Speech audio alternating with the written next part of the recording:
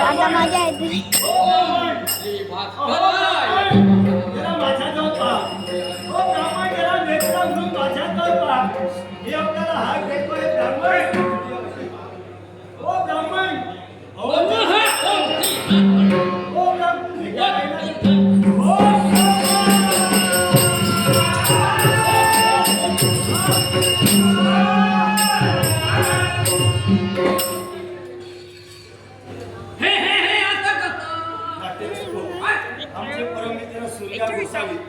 सूर्या गोसावी मुक्काम घोडावडा याचकडून माझ्याकडेचा गौरव करण्यासाठी बोमरसं बक्षीस दिलं आहे. जे संतोषी माता दशावतार नाट्यमंडळाच्या वर्षाचा स्वीकार करतो आहे त्याप्रमाणे वैभव परब यांनी माझ्याकडेचा गौरव करण्यासाठी 100 रुपयाचं बक्षीस दिलं आहे. तसेच श्री सद्गुरू दळवी यांनी माझ्याकडेचा गौरव करण्यासाठी हे बोमरसं बक्षीस दिलं आहे. जे संतोषी माता दशावतार नाट्यमंडळ मातोश्री मंडळाच्या वतीनं या सर्व वर्षांना स्वीकार करतो आहे. हो ब्राह्मण काय रे बाबा, अरे मला सांग, अरे ह्या ठिकाणी आम्ही यज्ञ हवन करतो आहे आणि मध्ये विघ्न संतोषी निर्माण झाला तुझे डोळे फुटले. माझे नेत्र फुटलेले नाही. मी तुम्हाला हाक दिली, माझी हाक कदाचित तुम्हाला ऐकू आली नसेल. एक वेळा नव्हे तर अनेक वेळा हाका दिल्या. माझ्याजवळ पाहिलं नाही, नाविलाज झाला म्हणून शर्मा तुम्ही हवन करत असताना या ठिकाणी तुमच्या कर्त्याने वास्तविक आल येऊ नये. तुम्हाला जाणीव करण्यासाठी यासाठी मला असं करावं लागेल. मला सांगा आपलं नाव काय?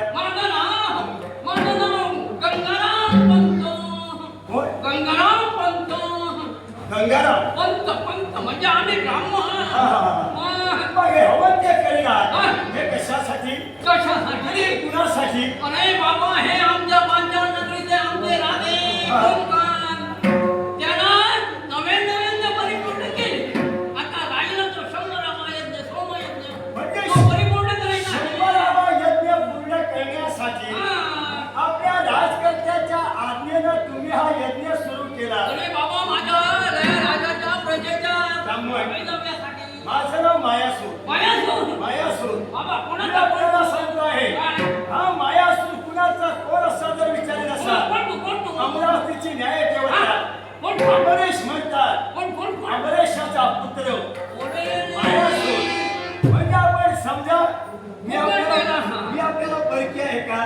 तू परकी नाही. मला सांगा अमरेशाचा पुत्र म्हणजे तुम्हाला मी परकी आहे का? मुळीच नाही. फुकट गेला.